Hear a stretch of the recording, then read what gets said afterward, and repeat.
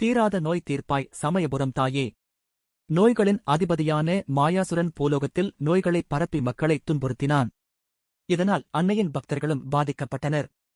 இதைக் கண்டு கோபம் கொண்ட பார்வதி தேவி மாயாசுரனை வதம் செய்யும்படி தன் அம்சமான மாரியம்மனை அனுப்பினாள்.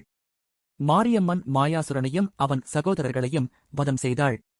பின்னர் அவர்களின் தலையை ஒட்டியானமாக அணிந்து கொண்டு நோய்களின் கொடுமைகளிலிருந்து மக்களை காப்பாற்றி அருள் புரிந்தாள். அவளே ஆதியில் திருவரங்கத்தில் வைஷ்ணவி தேவியாக அருள் பாலித்தாள். பின்னர் சமயபுரத்துக்கு வந்து மாரியம்மனாக அருள் பாலிக்கிறாள் என்றும் சொல்கிறது ஸ்தல வரலாறு. இன்றும் சமயபுரத்தாள் நோய் தீர்க்கும் மருத்துவச்சியாகவே மக்களால் வணங்கப்படுகிறாள். இவள் சந்நிதிக்கு வந்து வேண்டிக் கொண்டால் தீராத நோய் தீர்கிறது. நம் துன்பங்கள் தீர அன்னையே பச்சை பட்டினி கிடந்து தவம் இருக்கும் அதிசயம் இன்றும் நடக்கிறது. அது மட்டுமல்லாமல் இங்கு கரும்புத்தூளி எடுத்தல் என்ற விசேஷ பிரார்த்தனை பிரசித்தம்.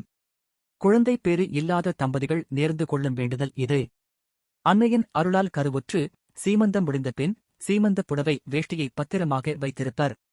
குழந்தை பிறந்ததும் 6வது மாதத்தில் பத்திரப்படுத்திய துணிகளை மஞ்சள் நீரில் நனைத்து கரும்பு தொட்டில் தயார் செய்து அதில் குழந்தையை கிடத்துகிறார்கள்.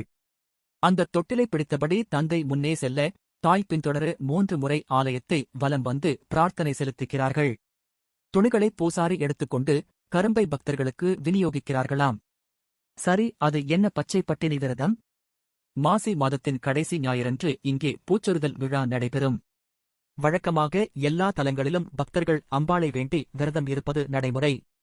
ஆனால் இங்கே பக்தர்களுக்காக அம்மனே விரதம் இருக்கிறாள். இது பச்சை பட்டினி விரதம் எனப்படுகிறது. மாசி மாத கடைசி ஞாயிறன்று நடைபெறும் பூச்சொரிதல் திருவிழாவுடன் அம்மனின் இந்த விரதம் தொடங்குகிறது. பூச்சொரிதலின் போது அம்மனுக்கு பூக்கள் வந்து குவியும். விரத காலமான மாசி முதல் பங்குனி கடைசி ஞாயிறு வரை 27 நாள்களும் அம்பாளுக்கு ஒரு வேளை மட்டும் இங்கு நிவேதனம் நடக்கும். அதாவது சாயரட்சை பூஜையின் போது இளநீர், மோர், பானகம், துள்ளு மாவு, வெள்ளரிப் பிஞ்சு ஆகியவை நிவேதிக்கப்படுகின்றன. இந்த காலத்தில் ஊர் மக்களும் அம்மனுடன் சேர்ந்து விரதம் இருப்பது வழக்கம். நாம் சமயபுரத்தில் வசிக்காமல் இருக்கலாம். ஆண்டுக்கு ஒருமுறை கூட செல்ல முடியாதவர்களாக இருக்கலாம். ஆனால் அவளை மனதார நினைத்து வழிபட்டாலே போதும், அவள் ஓடி வந்து காப்பாள். இந்த 27 நாள்களில் தினமும் ஒருவேளையாவது அன்னையை நினைத்து உணவை துறந்து அவளை மனதார வழிபட்டால் அவள் நம்முடனே இருந்து காப்பாள். புரட்டாசியில் வரும் மகாளய அமாவாசை அன்று இங்குள்ள அம்மன் முன் புதிய மூங்கில் தட்டு ஒன்றில் பச்சரிசி, தேங்காய், பழம், வெற்றிலை பாக்கு மற்றும் காய்கறிகள் ஆகியவற்றை சமர்ப்பித்து பூஜிக்கிறார்கள்.